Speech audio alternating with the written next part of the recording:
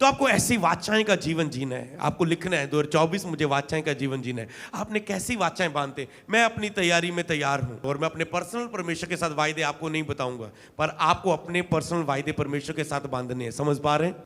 मैं आपको सिखा चुका हूं, आपको अपनी वाचाएं बांधनी परमेश्वर के साथ। कितना सीरियस होकर आप चलना चाह रहे हो, कितना रिजल्ट लेना चाहते 2024 में। आप अपने बोने के लिए वाचाएं बांधना 2024 में, अपनी पवित्रता के लिए वाचाएं बांधना 2, अपनी फास्टिंग के लिए वाचाएं बांधना 3 लिख लेना, अपनी बाइबल रीडिंग के लिए वाचाएं बांधना 4, अपनी प्रेयर लाइफ दिन में कितनी करोगे वाचाएं बांधना 5, और ऐसी बहुत सारी वाचाएं जो तुझे पर्सनली बांधनी है तेरी लाइफ के हिसाब से, तेरे विजन के हिसाब से। मेरा विजन अलग है, मेरी फाइट अलग है।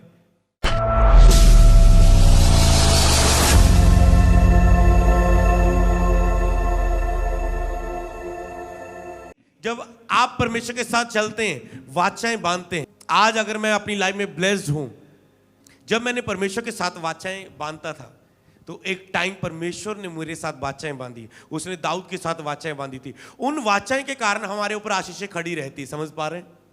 ब्लेसिंग्स बढ़ती जाती उन वाचाएं के कारण जो परमेश्वर बांधता है। चाहे कुछ भी हो जाए, मैं तेरे साथ ऐसा बना रहूंगा।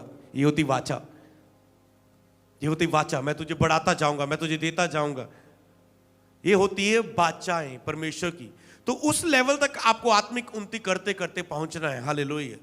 अब आपको देखना है कि वाचाएं आपके जीवन में क्या काम करती है। और 2024 मैंने कहा था आत्मिक उन्नति का साल है, पर 2024 वाचाएं बांधने का साल होगा। परमेश्वर के साथ वाचाएं बांधकर चलने का।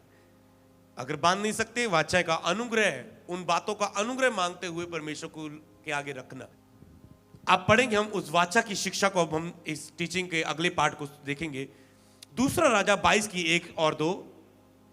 जब योशिया राज्य करने लगा तब वह 8 वर्ष का था और यरूशलेम में 31 वर्ष तक राज्य करता रहा।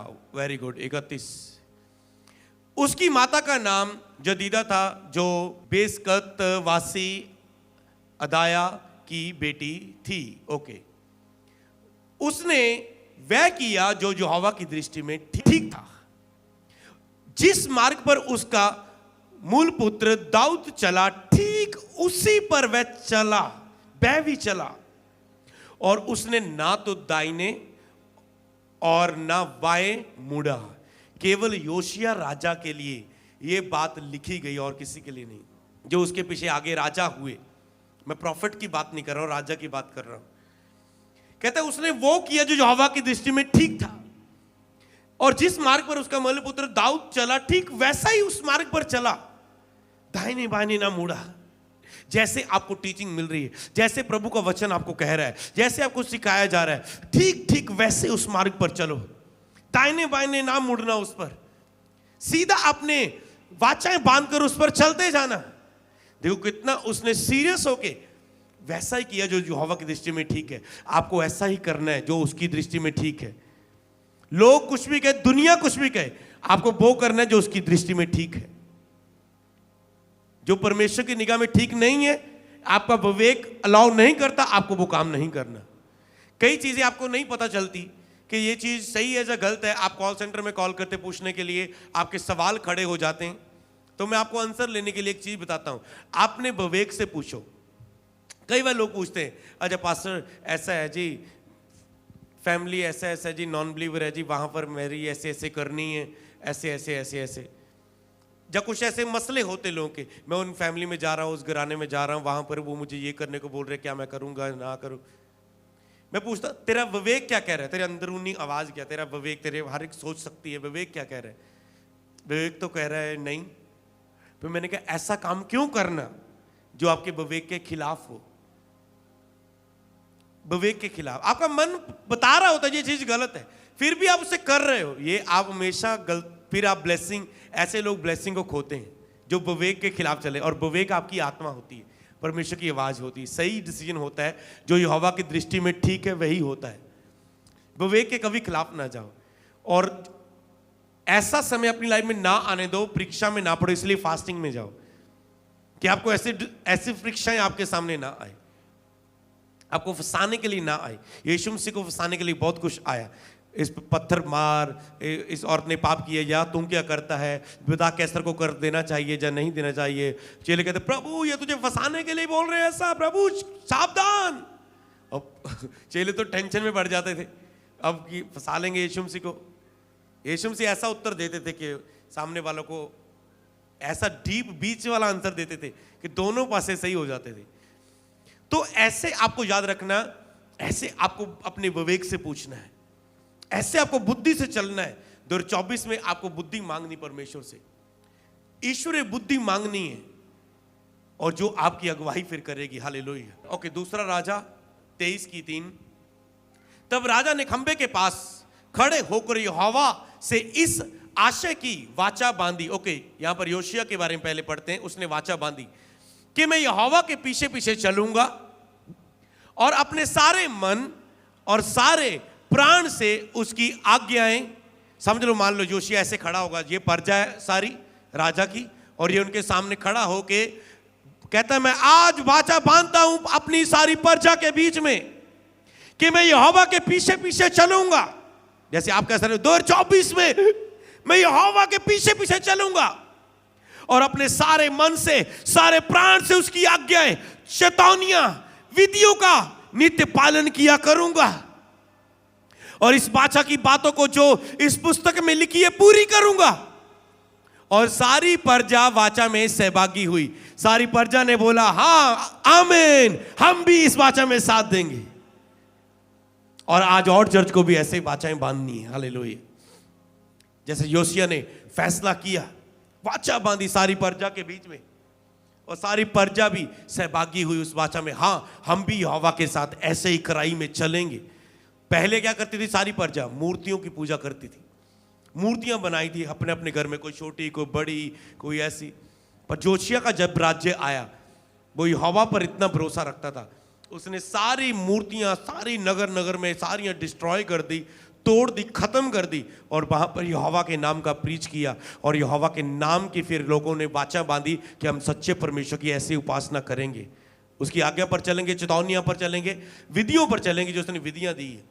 आज्ञाएं होती है, एक परमेश्वर देता है, एक चेतावनियां देता है, अलर्टनेस देता है, चौकस रहना है 2024 में। जैसे आपको बताया गया इन बातों में चौकस रहना, कि हम इन चौकस रहेंगे जो हमने पहला प्रीच मिला न्यू ईयर का।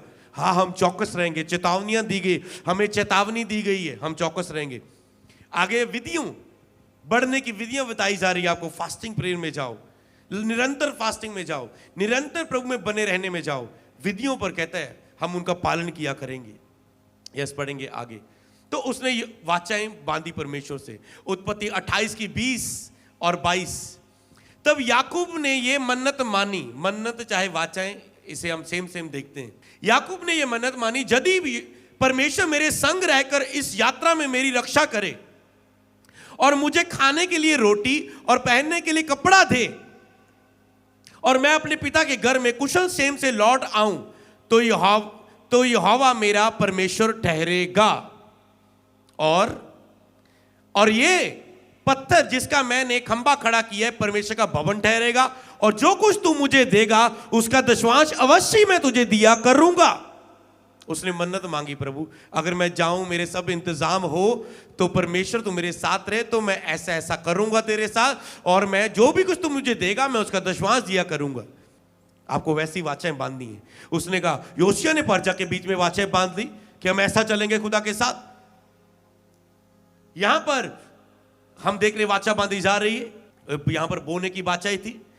आज जब लोग फॉरेन में जाते हैं, क्या मुश्किल है, प्रभु तू मुझे देगा वहां पर, मैं इतना दशवांश हमेशा तेरे भवन में बोऊंगा, मैं 15% बोऊंगा, चाहे क्या मुश्किल हो मैं बोऊंगा।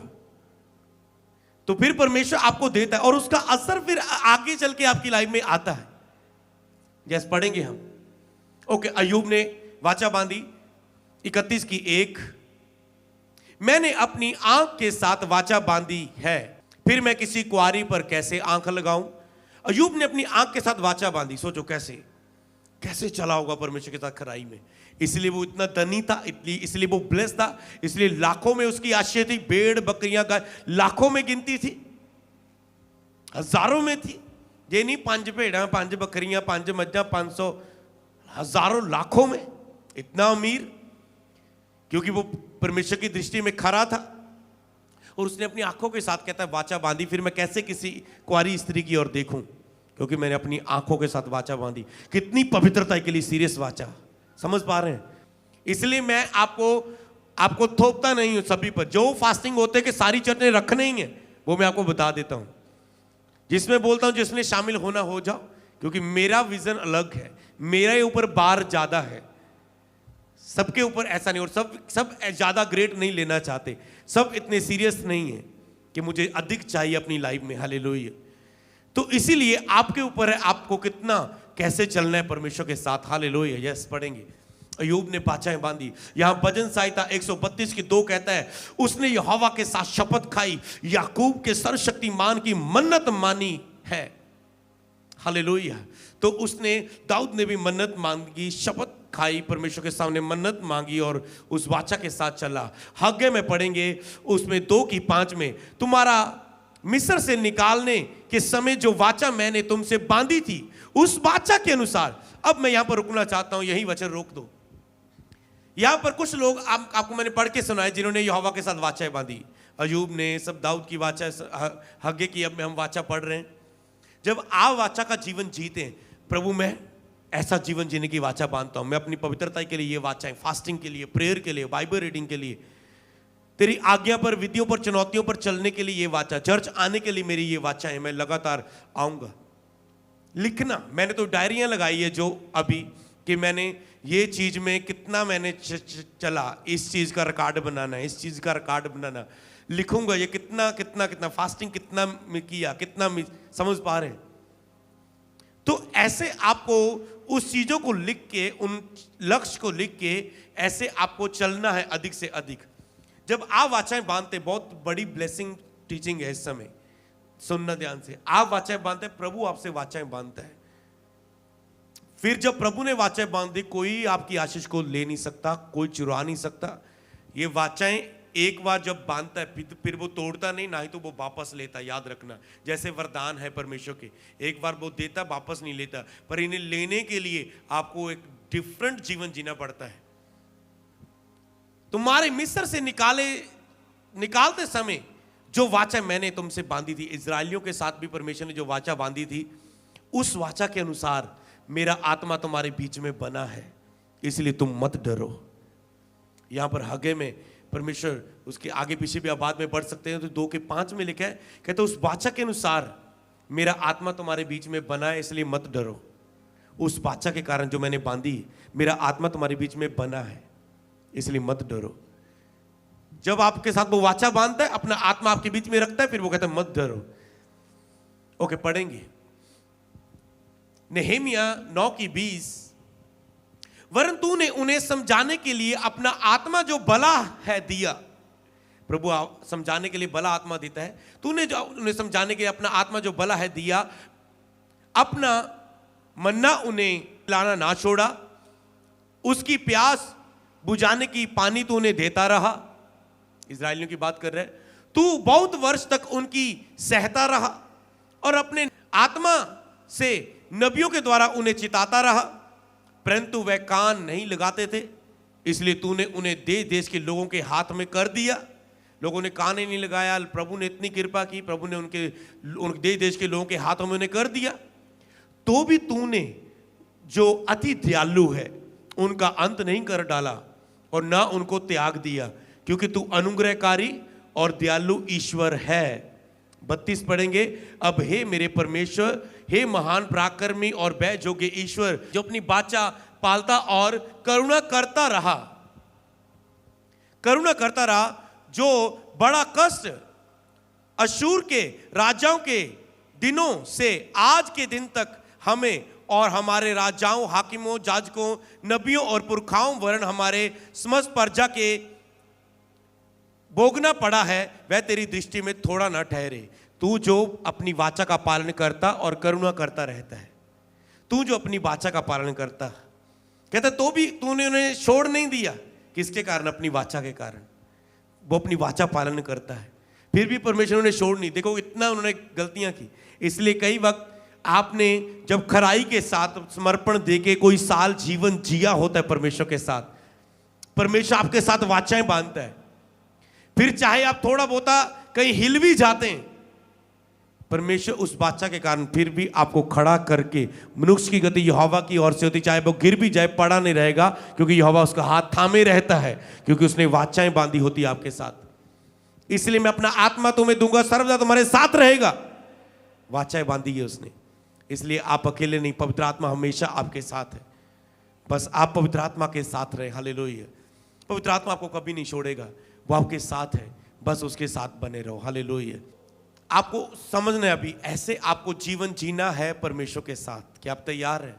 वाचाओं से भरा हुआ जीवन, वाचाएं बांधनी है, ऐसे एक अच्छी नींव तैयार करनी है 2024 के लिए।